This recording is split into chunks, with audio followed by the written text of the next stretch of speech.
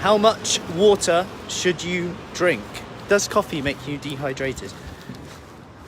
And staying hydrated. That's what we're talking about today, as it's roasting. What a day. Lovely day. Anyway, awesome weekend actually. We had our Fruci Fit event yesterday in Devizes, where we had 30 of us together outside. First event we've done in a long time in person, like big group. Obviously now with restrictions easing, hopefully we can do some more too. So, hey Joss. Okay, so how much water should you be drinking? And this comes up a lot, and especially around this time. So just wanted to cover this as it's relevant for this heat, isn't it? And it might be like one time where actually drinking water is actually more appealing for you.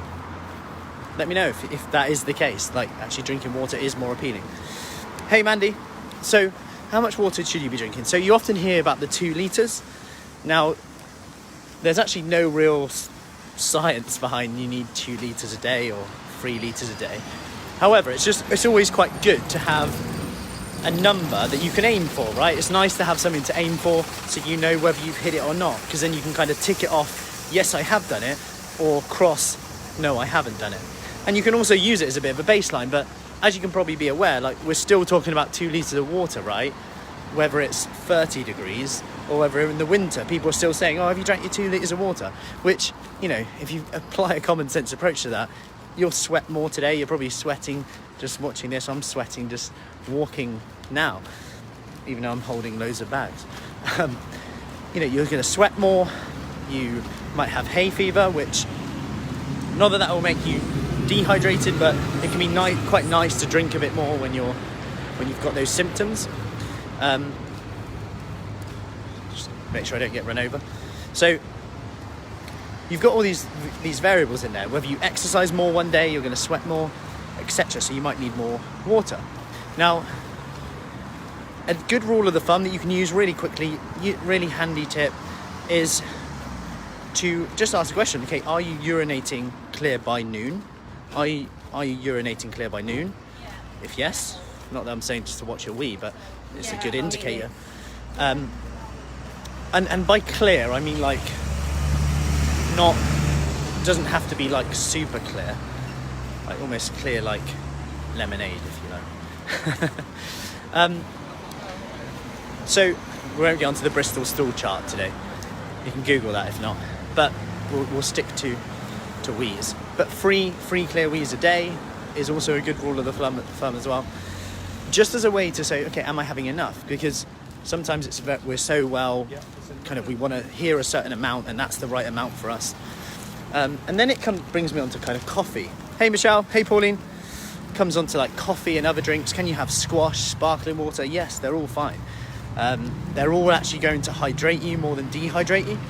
You know, if someone says that coffee dehydrates you, you would actually die of overhydration before you ever get dehydrated from drinking too much coffee. That's because there is a lot of fluid still in it. Now, if you were having espressos, like constantly just drinking espressos, then maybe, yeah, you'd have more of a dehydrating effect. That's not to say skip the water. You know, something that I do is every time I have a coffee, I have a glass of water with it. Just more out of habit, really, just so that I'm still getting that fluid in. Now, I know a lot of people don't actually like water. I'm kind of included in with this. You know, on a day like today, I'll drink any water. That's easier to drink. Hey Tash, but if it's not as hot as this on a normal day, like sparkling water goes down a lot easier for me. And also, even if it's a flavoured water, I absolutely love them. And if it's replacing something, I'm going off on a bit of a tangent, but that sweet hit, Tesco do some great sparkling waters, like elderflower ones, apple and pear, apple and strawberry, etc., which are fine too. You know, people worry about like the sweeteners and stuff. Always ask what's the alternative. Okay, what's worse? A little bit of sweetener in the drink that you're having, or just being dehydrated because you don't like water and you're not having it. Of course, probably the best thing to do would be to drink more water, but I would love to say it's as simple as that. But it's not always, because sometimes we're just like, if it's there, you just get on with work, something comes up and it's not that appealing, so we put it off. Then later on in the day, we're feeling a bit tired, we're dehydrated, And all of a sudden, we're then maybe snacking on things, we've got headaches, etc. And on that topic, I talk about muscle cramps a lot in terms of hydration as well. And it could be worth looking at electrolytes, especially around these times if you're exercising a lot more, whether that's just getting an electrolyte kind of tablet, the dissolvable ones that you can put in your drink, or magnesium in general. We know that it's the kind of 1 in 7 of us are deficient in magnesium.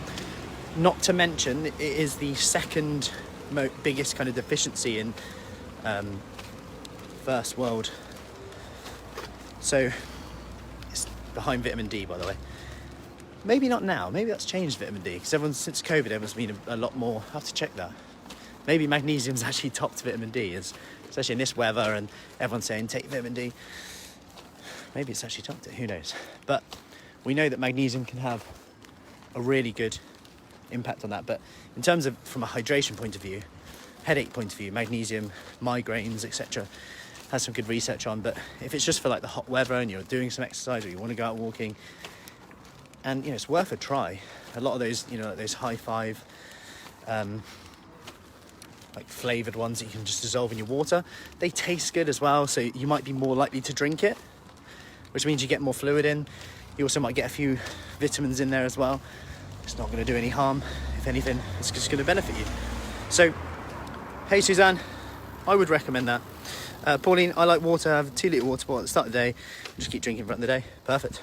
Yeah, if that works for you, that's all good. So I hope that helps with that. So enjoy your coffee, whether it's iced or hot. Here's one for you though. Here is one for you.